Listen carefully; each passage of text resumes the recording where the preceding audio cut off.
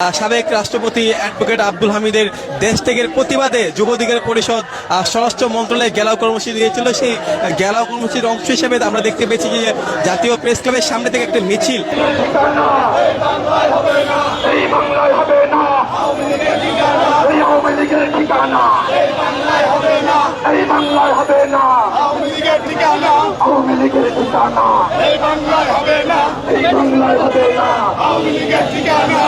তারা স্বরাষ্ট্র মন্ত্রণালয় অভিমুখের দিকে যাত্রা করেছিল। আমরা দেখেছি যে সচিবালয়ের সামনে শিক্ষা ভবনের এখানে আসলে পুলিশ তাদেরকে বাধা দেয়।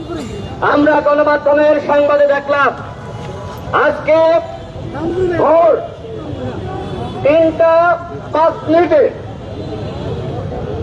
আমরা দেখেছি অন্তর্বর্তীকালীন সরকারের সহযোগিতায় প্রধান উপদেষ্টার গ্রিন সিগন্যাল পেয়ে হত্যা মামলার আসামি সাবেক দামি রাষ্ট্রপতি, এই দামি রাষ্ট্রপতি তিনি দেশ ছেড়ে পালিয়েছেন। এর আগে আমরা দেখেছি 3.5 মাস নিরাপদে থেকে ওবায়দুল কাদের সহ আওয়ামী লীগের অসংখ্য দামি এমপিরা দেশ ছেড়ে পালিয়েছে। কিভাবে কাদের সহযোগিতায় তারা পালালো? এই যে আমাদের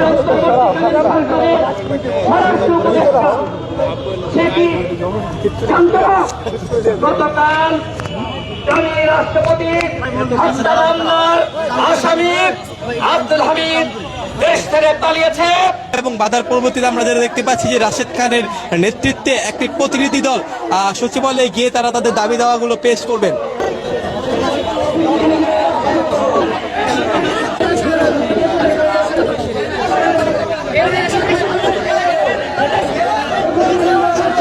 আমরা দেখতে পাচ্ছি যে যুব অধিকার পরিষদের একটি প্রতিনিধি দল এই মুহূর্তে সচিবালয়ের দিকে তারা ঢুকছে।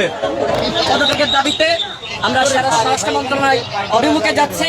আমরা স্বরাষ্ট্র উপদেষ্টার কাছে এই অনুলিপি দিব।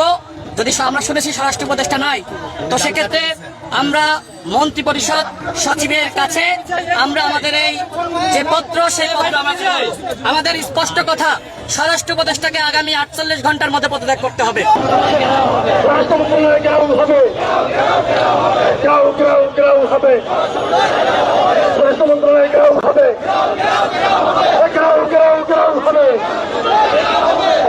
দশ সদস্যের একটি প্রতিনিধি দল স্বরাষ্ট্র উপদেষ্টার প্রত্যেকের দাবিতে তারা এই মুহূর্তে সচিবালয় অভিমুখে তারা যাত্রা করেছে। আপনারা জানেন যে সাবেক রাষ্ট্রপতি অ্যাডভোকেট আব্দুল হামিদ দেশ ত্যাগের প্রতিবাদে আমরা দেখতে পেয়েছি যে আমরা এই দাবিতে মন্ত্রী পরিষদ সচিবের কাছে আমাদের অভিযোগপত্র স্মারকলিপি আমরা জমা দিব। আমাদের এই অভিযোগপত্র প্রধান উপদেষ্টা বরাবর আমরা লক্ষ্য করছি সারা দেশে আওয়ামী লীগকে পুনর্বাসন করা হচ্ছে। যেখানে গণহত্যার বিচার, আওয়ামী লীগকে নিষিদ্ধ করা, ঐক্যমতের ভিত্তিতে রাষ্ট্র সংস্কার করা, সেই কাজে তারা মনোযোগ না দিয়ে তারা কিভাবে ডামি এমপিদের জামিন করানো যায়, কিভাবে ডামি এমপিদেরকে রাষ্ট্রপতিদেরকে পালাতে সহযোগিতা করা যায়, সেই কাজে তারা ব্যস্ত রয়েছে।